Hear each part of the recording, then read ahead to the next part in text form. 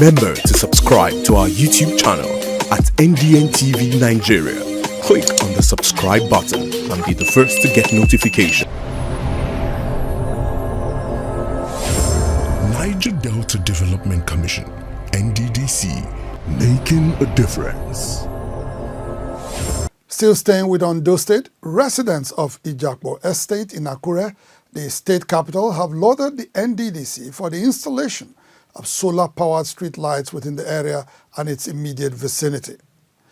When Inside the Niger Delta visited Ijapo Estate recently, our crew discovered that its streets were illuminated with bright lights at night, a development which residents describe as an incentive for business operators. The NDDC having brought this project, it has boosted the morale of our people. Our people can do business at will, even at night now. They don't even know. It looks like daylight because everywhere is shining and everywhere is bright. It was further gathered that prior to this time, the estate was a red light district.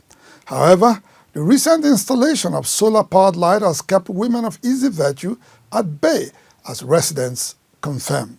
Before now, we have been experiencing high number of prostitutes hanging around, and because everywhere is almost dark, let me say dark, it aids their trade.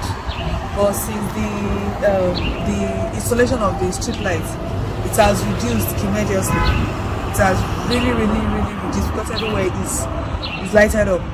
The solar-powered street light project was awarded in May 2021 and completed recently, much to the relief of residents of Ijapo Estate. Niger Delta Development Commission, NDDC, making a difference. Inside the Niger Delta,